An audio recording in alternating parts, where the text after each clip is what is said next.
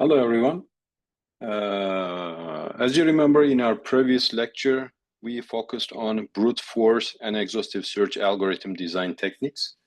In this lecture, we start investigating the decrease and conquer type algorithms.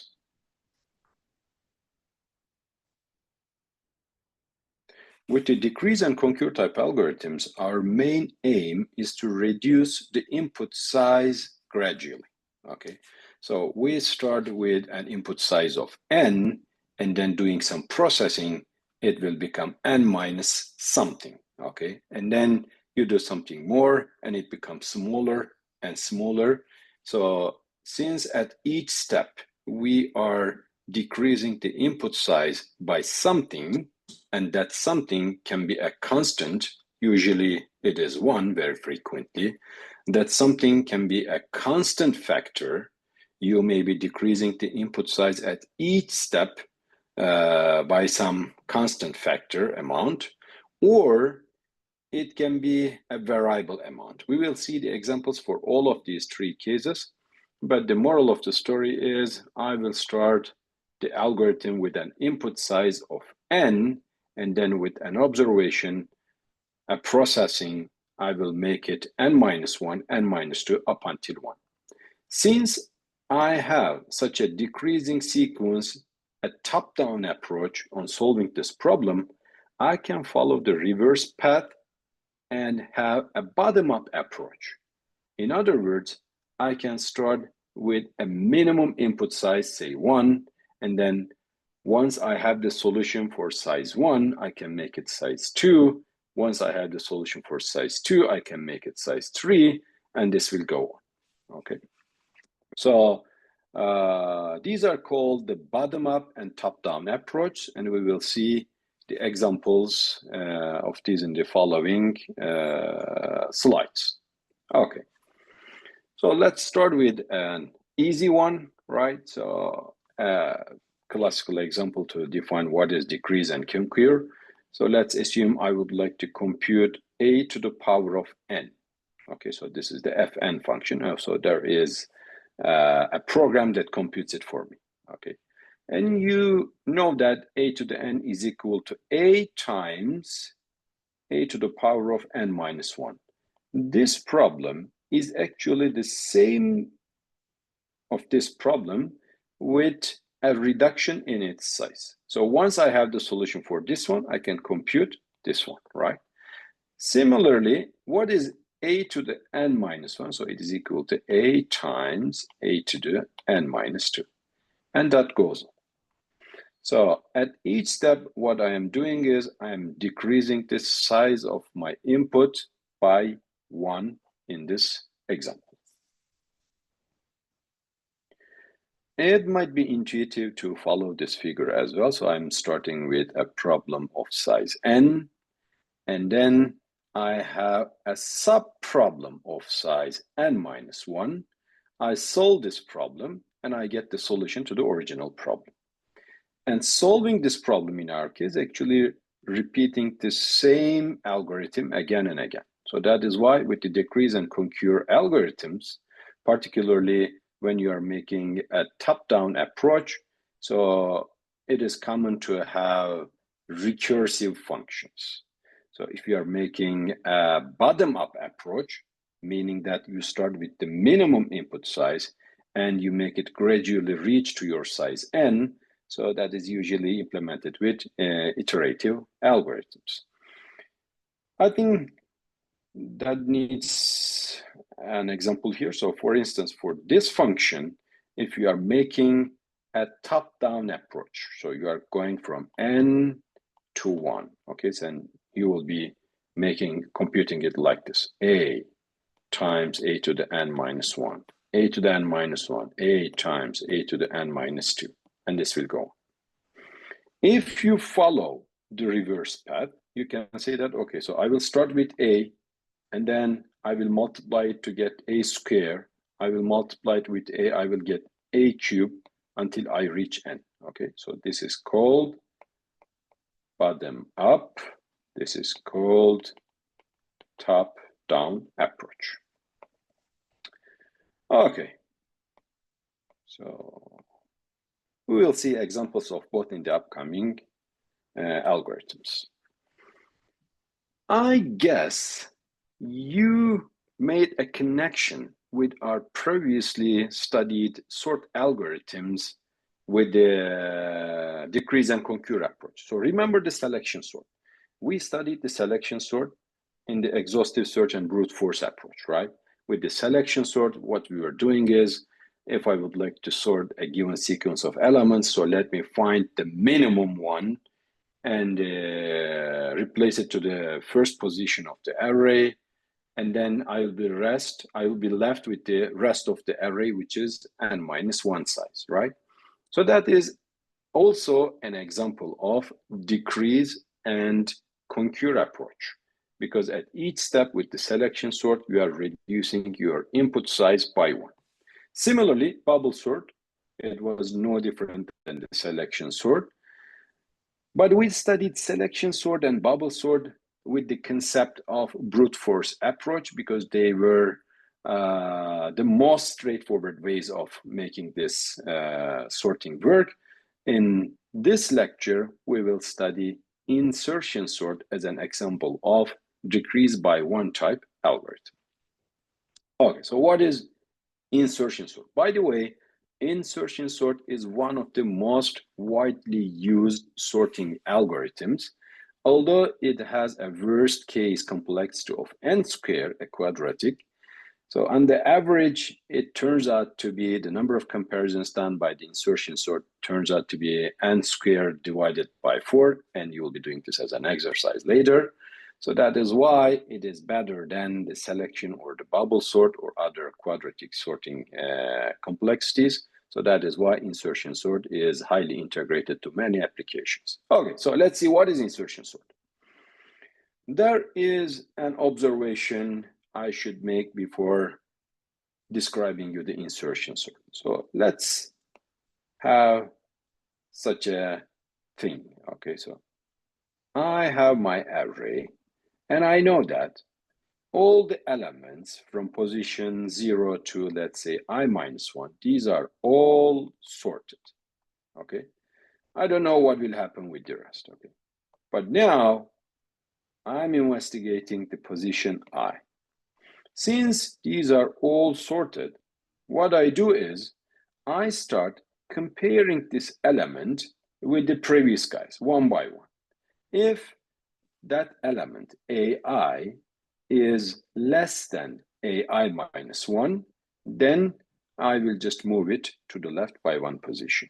And I will keep this investigation until I reach to the beginning, or I find the correct point to insert this element.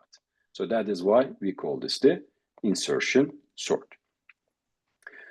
So with this observation, when you have the previous element sorted, then you can insert the next element. You can find the position of the next element. And when you make this insertion, actually, you are decreasing the problem size by 1, because now, instead of having I elements sorted at the beginning, you have I plus 1 element sorted. Before spending time on the pseudocode, so let's focus on this example.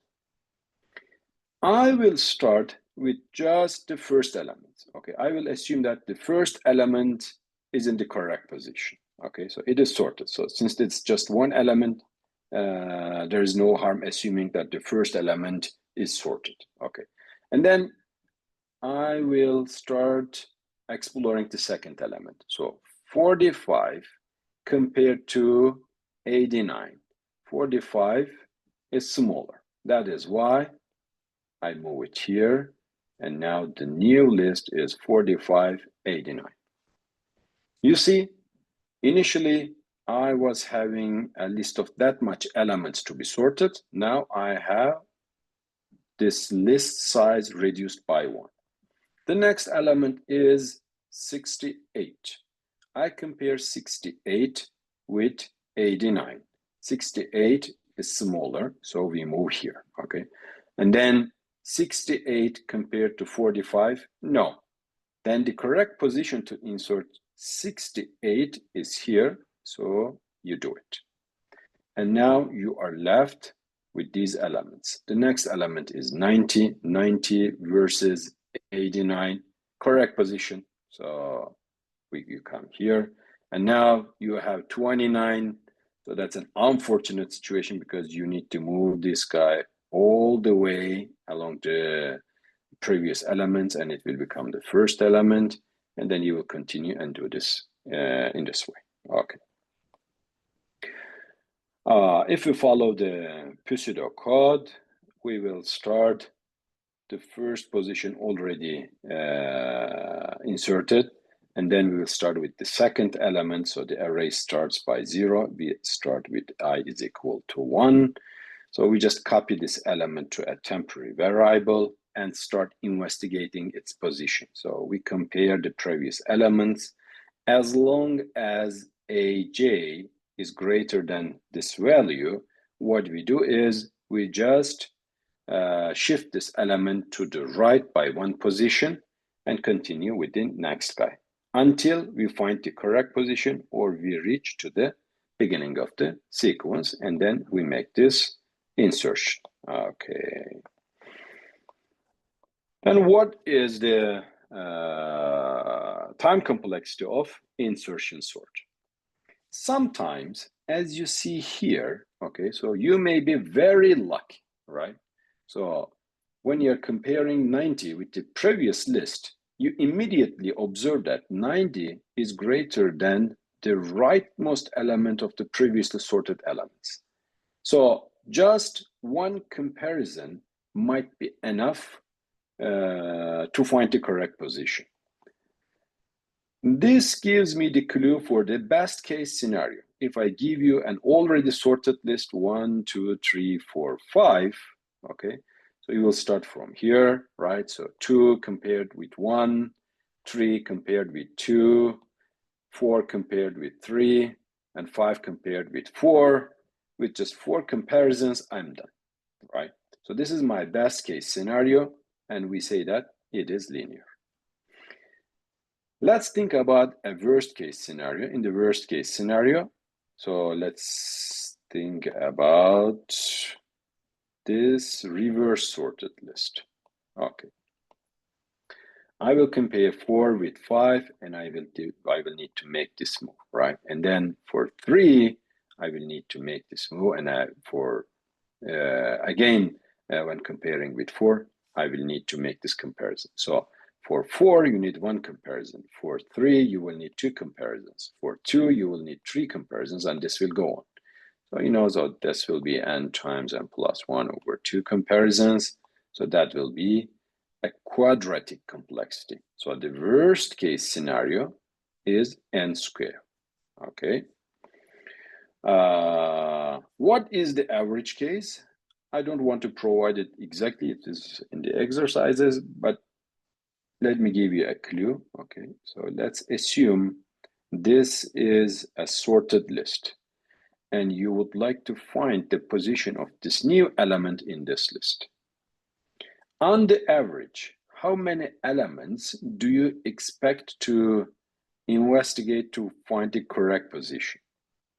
It is not hard to see that if we are assuming a uniformly random distributed elements, okay, so this will be, if this list of size n, this will be n over 2. And then if you continue the analysis with this observation, you will see that on the average number of comparisons will be n squared divided by 4, something like that, okay? That makes insertion sort superior to selection sort or bubble sort, because on the average, they make n squared divided by 2. Okay, so returning back to our decrease and concur type algorithms, insertion sort is a classical example of this one, because at each step, we are decreasing our input size by 1. Okay, I guess that is enough for the insertion sort. We come to another example, another famous example of those decrease and conquer algorithms. I would like to remind you that, so that is with my industry experience, sooner or later, every programmer needs to complete this task, generate the permutations of something or combination of something. And when you first hit to this problem, you see that actually it is not that much easy. Okay. So let's go back to our main problem. We would like to generate the permutations. Assume I have 1, 2, 3, and I will generate all permutations of these guys. The first observation that leads to a decrease and conquer type algorithm is that, okay, if I would like to generate the permutations of n elements, then I can do it this way. If I have the permutation of n minus 1 elements, these are all given to me, then what I can do is I can just generate all permutations by moving the remaining element to every position. I think this will be more clear with an example. So let's assume I'm trying to find all the possible permutations of 3 elements, and I know that all the possible permutations of 2 elements, right? So 1, 2, and 2, 1. So this is my list. What I can do is for every element here, I will insert and slide 3 to all possible positions. I will take 1, 2. What can happen? So 3 can be here, right? So 1, 3, 2. So this is another 1. And 3, 1, 2, right? So you see, you just slide 3 for all possible positions in the previous list of n minus 1 permutations. So I have another item here. So that is 2, 1, 2, 1, then 2, 1, 3, 2, 3, 1, and 3, 2, 1. So this gives us all the permutations. With this observation, we have a minimal change bottom-up approach. First, we will study this one. What we mean with the minimal change, while generating those permutations, we do not want to just deal with more than one position. Okay. We will see some other examples of this minimal change on the upcoming slides, but basically, if I'm asked to generate all permutations of 3, you may assume a queue that starts with only one element, so it is 1. Okay. I fetch the element 1 from this queue. Okay. And what are my possible elements? 1, 2, 3. I'm done with 1, and currently I am trying to generate permutations of 2 elements from permutation of 1 element. So there is 2, so that means I can just put 2 to here. So that will wait 1, 2. So that's already fetched. That is why I will write 1, 2 here. And then what else? This can be 2, 1, and I will write it here. Okay, so this is gone. So let me try to erase these ones so that now it will be better. Okay, now what I have in my list is I don't have this position, so 1, 2, and 2. Okay, 1, 2, and 2. I will get 1, 2, and then I will insert. I'm done with all the permutations of 2 elements. I will insert 3 to every possible position. Okay, so we are done with this, and then I will get 2, 1, and I will again insert 3 to all possible positions. Okay, 1, 2, 3, 1, 3, 2, 3, 1, 2. So this is the way you will be generating your permutations. So that is something good. By the way, whatever you do while generating the permutations, the complexity cannot be less than n factorial, right? Because for n elements, I have n factorial outputs, and I will need to generate them one by one. So the complexity is always n factorial, but we are trying to find clever ways of generating those permutations. So this was our first approach. Okay. Again, this is a decrease and concur type algorithm because you generate the permutations of n items from the permutation of n minus 1 items. However, we call this generation a bottom-up approach. You see, you do not go from n to n minus 1, from n minus 1 to n minus 2, but you follow the reverse order. You first generate the minimum size problem. So this is just one, okay? And then you generate all the permutations of size 2. And by using all the permutations of size 2, you can generate all the permutations of size 3. By using this, you can just generate all the permutations of size 4 until n. Surely, this n is always very small. This cannot be even something like 20, okay? So even with something 15, 16, so this will be very huge, okay?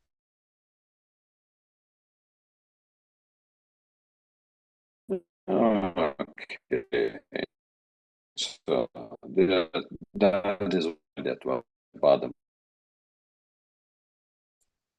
the algorithm. So this is the Johnson-Trotter algorithm. Actually, Johnson and Trotter invented this algorithm in 60s independently. I think one was in 62 and the other was in 63 something. And previously, another mathematician also described the same algorithm in his notes, but never published. So according to the published records, we know this as a Johnson-Trotter algorithm, but actually it's a Steinhaus-Johnson-Trotter algorithm would be better. So I wanted to just give the credit. Anyway, so this algorithm is a little bit different. First of all, whenever we have a permutation, each number in this permutation will have a direction. This direction is to the left or right. That means if I am maintaining an array for the permutation, I should also maintain another array for the directions. Okay, these things will be clear very soon. Okay, so and there is a definition here. Okay, so it says an element is mobile and can move in its direction if it is larger than the neighbor it points to. So let's see. 3, 1, 2, 4 is a permutation. Is a permutation of 4, right? And let's assume I have the corresponding directions as indicated in this figure. Okay. Let's see which elements are mobile and which aren't. I see that the direction for 3 points to the right, and 3 is greater than 1. That means 3 is a mobile element. When I come to 1, the direction is towards left, and on the left neighbor, 3 is greater than 1, so this is not mobile. How about 2? 2 points to 1, and 1 is less than 2, so that is mobile. And 4 points to right, but this is the end of the sequence, end of the permutation, so it cannot move to the right, so that is not mobile. That means I have 2 mobile elements here, okay? Having these 2 mobile elements, what I will do is I will find the largest mobile element. So this is my second step, okay? So sorry, I'm still in the first step. So I just see that 3 is the largest mobile integer here. Then what I do? I move it, okay? That means 3 will come here and 1 will come here. as indicated there. Okay, so this is my second step. So now 1 is here, 3 is here, and the rest, nothing happened yet. Okay. Once I have this, I have a third step. The third step tells me that you should reverse the direction of all integers larger than the one just moved. I have just moved 3, right? So what are the elements greater than 3? So it's just 4. That is why the direction of 4 is reversed. This is the new permutation. Okay. You see, you started with this one and you generated this one. If you would like to go further, so let's see what you will be generating following this one. So what is the largest mobile number here? So it is 4, and you can just move it to the left. So that means you will make 1, 3, 4, 2, right? This way, this way, this way, and this way. And I will check the third step. I should reverse the direction of all numbers greater than 4, but there is no number like that. So this is the permutation you will be generating following this one. Okay, then what we will do is start with an initial permutation and generate all the others. Now let's have a look to the pseudocode of this algorithm. Okay, first of all, we initialize the first permutation to 1, 2, up until n, and all the directions are pointing towards left, okay? And within this while loop, what we will do is we will find the largest mobile element, make the move, make the necessary direction changes, and continue. Until when? Until there appears no mobile element. So we start with 1, 2, 3. 3 is the largest mobile, so you just move it here. There is no direction change since 3 is the greatest number here. Now, next, again, 3 moves. So you have this one, no change in the directions. When you come here, what is the largest integer that can move? It's not 3 anymore because 3 is at the beginning of the sequence, so it is 2. So you move 2 to the left by 1. So once you move 2 to the left by 1, so you just make the swap, you see the direction of 3 changes. Why? Because 3 is greater than 2, and you update its direction. That is why on the next, you should be moving this 3 again. So 3 comes here, and then again 3 travels, and you come here. So when you come here, let's see if I have any mobile elements. 3 is not mobile. 1 is not mobile because 2 is greater than 1. And 2 is not mobile because it's at the beginning of the sequence. So I am done. Okay, you see, you have generated all the permutations. Again, the complexity is n factorial, but Johnson-Trotter's algorithm is one of the most highly used permutation generation algorithm with the heaps algorithm. We will not be covering the heaps algorithm in this video, but I strongly suggest you to study it. Okay. Okay, so yeah. So one thing that might not be very good with the Johnson-Trotter algorithm, so you see the permutations we generate, they are not in lexicographical order. Okay, so after 1, 2, 3, okay, so it would be better to have something 1, actually that is in the good shape, but 1, 3, 2, and then we should have something starting with 2, right? So 2, 1, 3 will be the next item, if you just lexicographically sort them. So that is why people studied how we can generate those permutations in lexicographical order. And there is an algorithm which is actually implemented in the C++ STL library. We call this the next permutation. What it does is you give a permutation to this next permutation function, and it generates you the next permutation in the lexicographical order. Okay, so if you start with the smallest lexicographical order and run this algorithm n factorial times, you will be generating all the permutations in the lexicographical order. So let's see how it works. Next permutation that gets an input permutation. Okay, so I have an input permutation for this algorithm. So a couple of steps. So let's assume this is my initial permutation. What I will do is, as the first step, I will find the pivot. So this is, first I will read it. That is the rightmost position, rightmost I, such that the value at that position is less than AI plus 1. In other words, we are trying to find the longest decreasing suffix at the end of this permutation, and I is just the preceding position of that one. Let's make it on an example. If this is the initial permutation I'm given, where is the pivot element? Okay, so 1, 4 is greater than 1, continue. 5 is greater than 4, continue. And when I hit 2, 2 is less than 5. You see? So that was a decreasing sequence, right?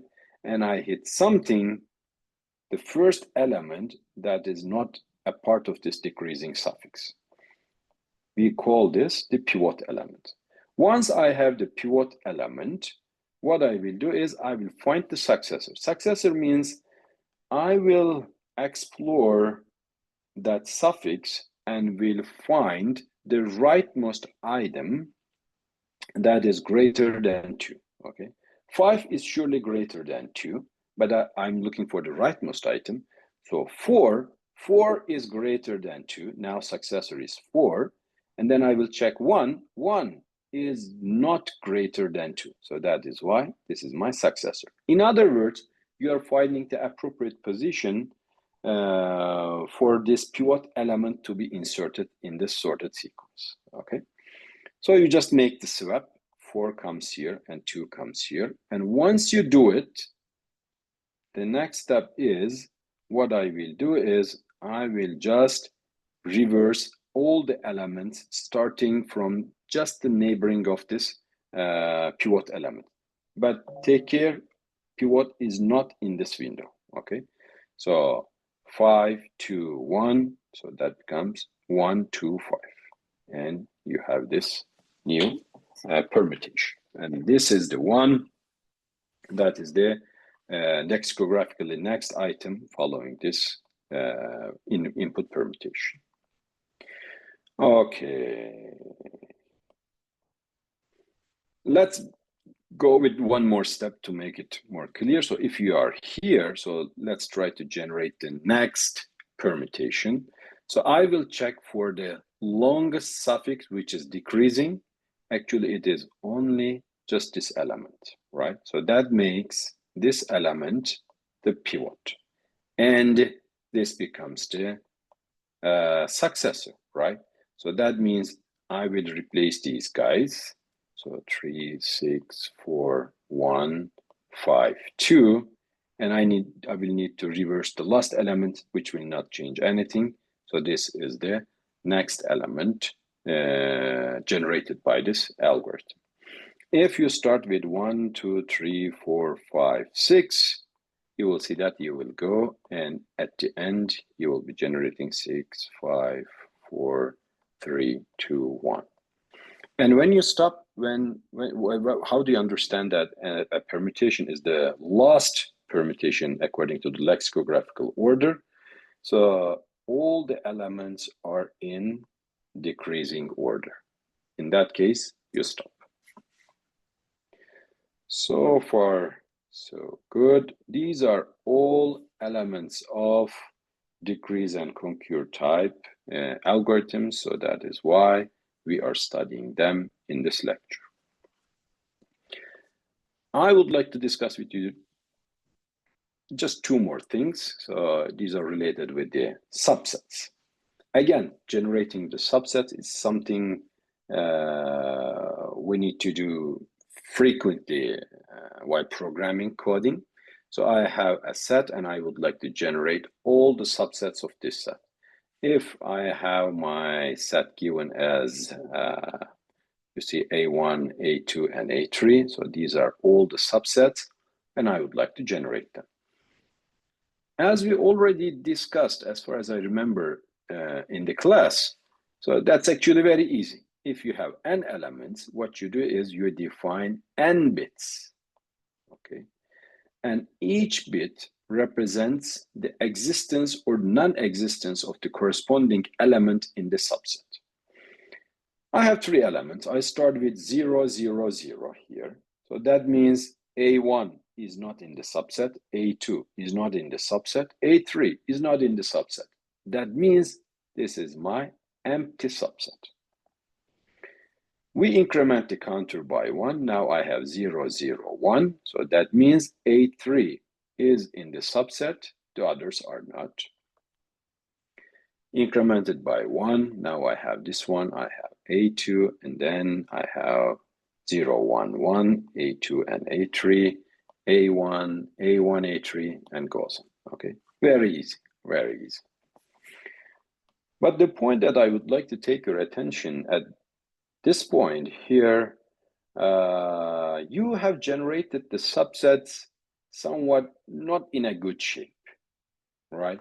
So A3 is here, A2 is here, A1 is here. So maybe it would be better to make it A1, A2, A3. I don't know. So there might be some different shapes. But there is a special shape that is mostly wanted in industrial applications. So we call this the minimal change. What is minimal change? We want to make minimal change between the subsequent subsets.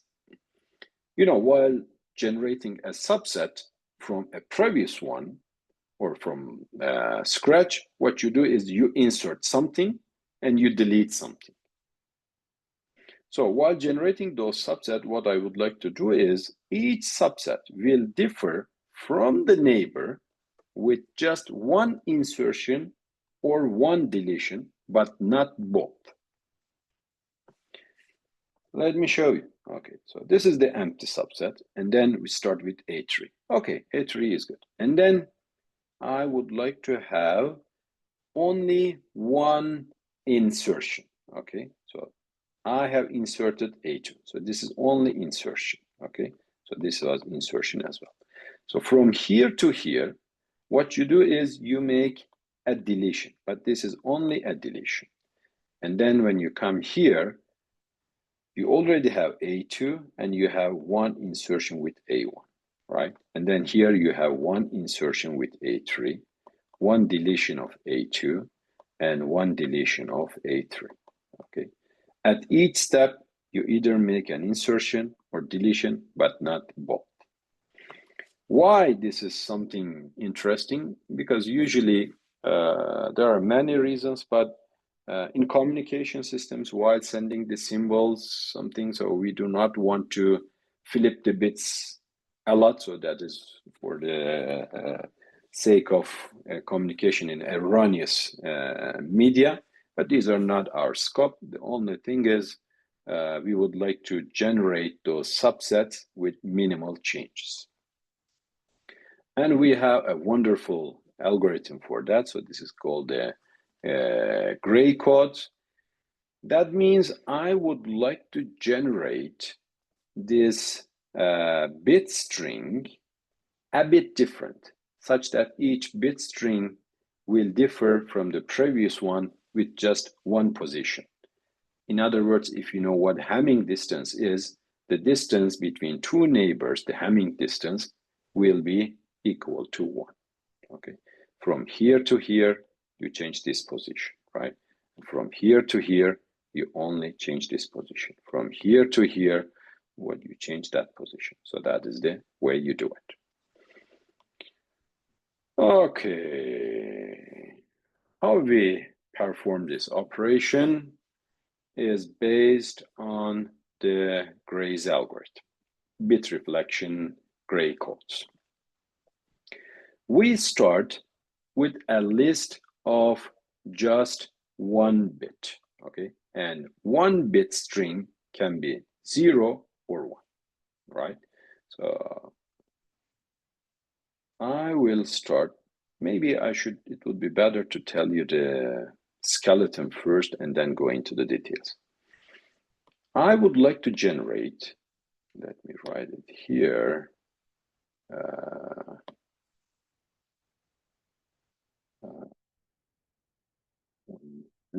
Okay, so I would like to, why I'm not able to, okay, now I will be able to write. I would like to generate the Gray codes of length 3. Okay, I would like to generate these guys. Okay, this is a decrease and concur type algorithm because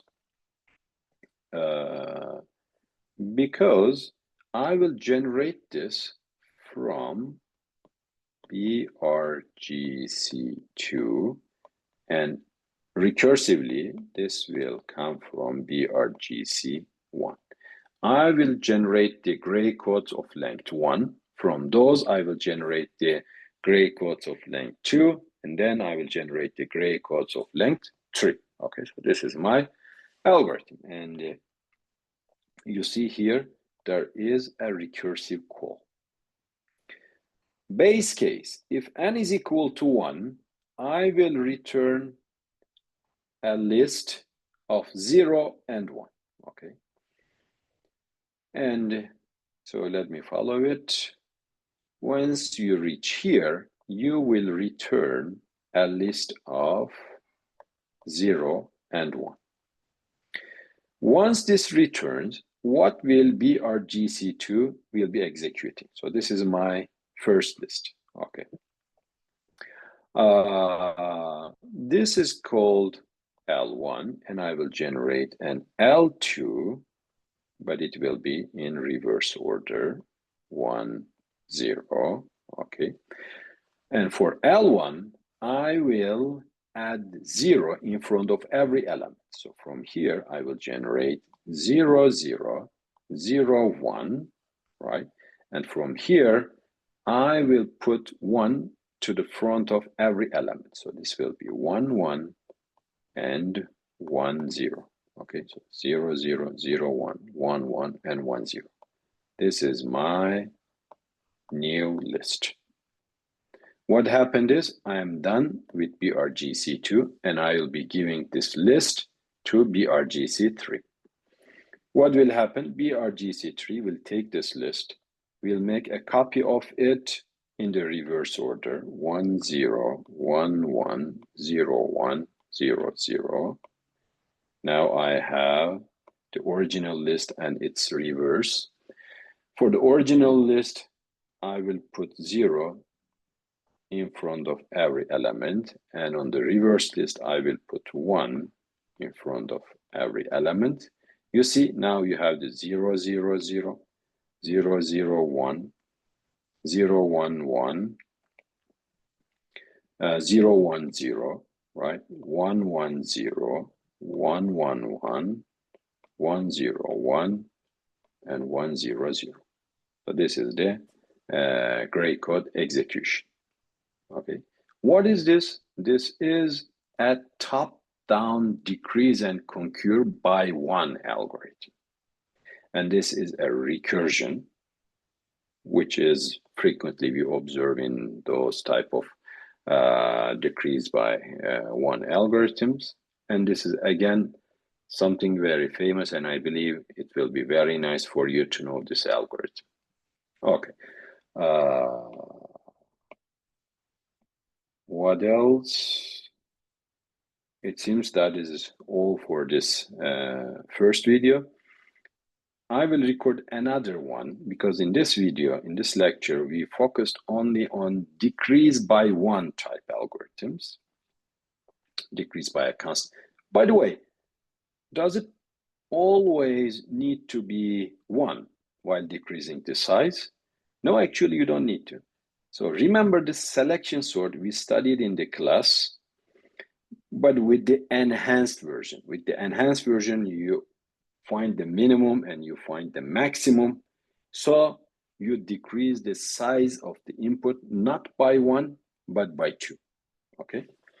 So that's again still a decrease and conquer algorithm, but it is not decreasing the amount by 1, but by 2. On the other hand, that is something rare and usually decrease and conquer with a constant value appears to be 1. There are 2 other types of decrease and conquer algorithms. These decrease and conquer with a factor and decrease and conquer with some variable size. Next video will be covering those topics. Okay, thank you so much and see you.